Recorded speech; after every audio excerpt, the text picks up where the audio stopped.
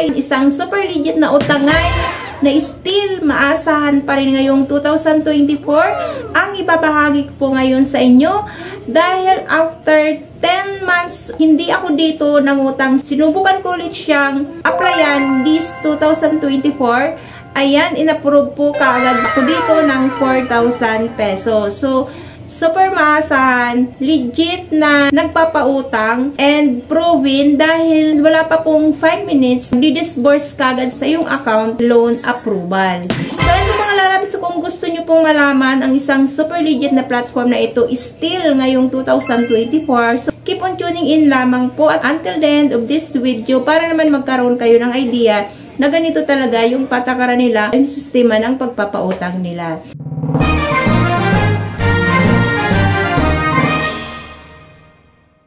Kung bago ka lang po dito, please consider to subscribe na muna and click mo na rin po ang bell button dyan para naman po lagi kang notified sa mga utangan moment dito po sa aking channel.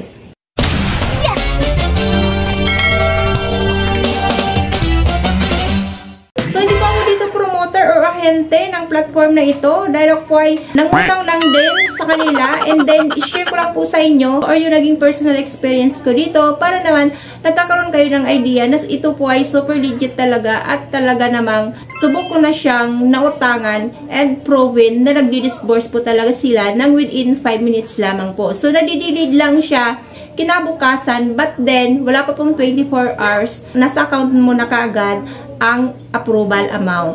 So, yan po yung tinutukoy ko na platform na ito mga lalabs is no other than si Mr. Cash. So, as of now nga, meron na siya kaagad ng 24k reviews. So, marami na rin talaga yung nagtiwala dito. And then, nag-rate na rin siya kagad ng 4.4 star. Under po yan ni E-Generation Lending Corporation. So, requirements pa rin nila is over 18 years old. So, loan amount niya talaga dito is kapag first timer ka is 1,500 up to 30,000 po yan. Marireach mo lamang po yan kapag ka good player ka dito and then or repeater borrower ka na ng platform nila. So, loan term nila is 91 days, shortest, and then 120 days, longest. So, para na rin po sa inyo pong kaalaman, kapag ikaw ay nangungutang dito or first timer borrower ka pa lang, so, first term na binibigay nila dito is 14 days and then the second po na magre-loan ka sa kanila, doon na po pumapasok yung 30 days or yung 40 days and then dito mga lalabs ko, so hindi nyo po kaagad-agad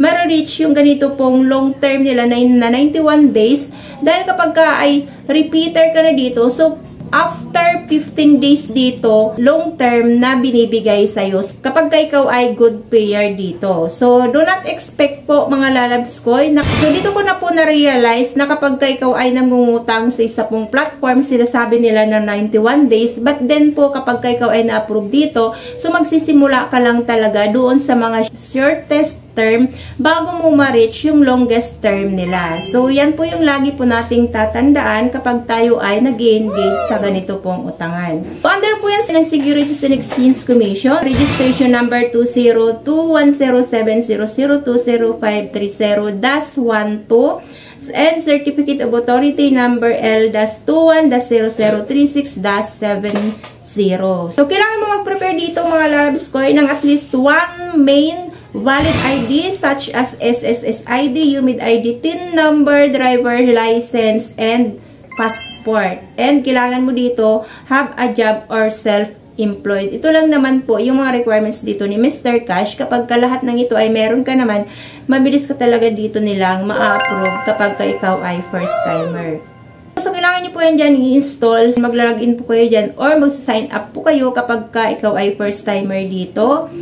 Pagbungad pa lang po ng kanila po homepage, so nakalagay na po kagad dyan, is eligible loan amount. So, 4,000 yung approval amount. Click lang po itong apply. Kapag ka ikaw ay matagal na nilang borrowers, application mo dito is nasa system na po talaga nila na once na nag-apply ka ulit dito is mag-appear na po kagad yan doon. Mag-edit ka na lang po ng iyong pong application. So, dito, kapag ikaw first timer, how do you get to know Mr. Cash? The reference from family, kung online ads, kung offline ads, or news coverage or others. So, hingian ka dito ng isang government valid ID. So, kailangan mo rin dyan na i-upload ang iyong ID. Back to back po yan. So, hingian ka rin dito ng contact person. So, 3 contact person lamang po ang hinihingi nila dito. Ito, magpap-up na kaagad. So, eligible loan amount is 4,000. So, ayan.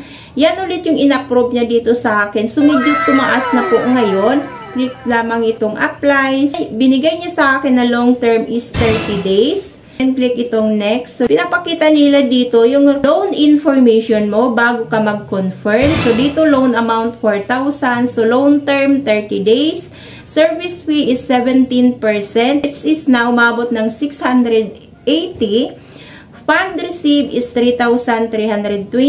Amount due is 4,000. So, payout method. So, GCash. So, click lamang po itong confirm to submit. Loan details. So, loan amount 4,000. Loan term 30 days. Service fee 680. Total amount to pay 4,000. Issued amount 3,320. Payout channel GCash. And then date of application is ngayong January 20, 2024 at 9 p.m. So, kagandahan po dito kay Mr. Cash. So, let's say, ngayong gabi ako nag-apply. So, in case na hindi ko siya ma-receive within 5 minutes lang, kinabukasan mo yan, matatanggap. Or, kailangan mo ditong mag-antay within 24 hours dahil dito sa kanila, minsan, nadidelete po talaga sila ng pag-disburse ng amount. But then, wala pang 24 hours, malalaman mo na lang na nandyan na kaagad sa GCash account mo. Finally, ang makikita mo yan dyan na notification nila. So, congrats! We are done disbursing the loan to you. So, check funds in your disbursement account. So, monitor your due date and repay your loan on time. So, yan po yung pinaka-last na makikita mo dito once na nakapagtapos ka ng fill up dito kay Mr. Cash. May notification sila na disburse na yung amount doon po sa account mo. So, yun po yung kagandahan dito kay Mr. Cash once na ikaw ay nangungutang dito. So, ayun po mga lalabs ko. So, take note na lang mang din po. So, para na rin po sa inyong kaalaman.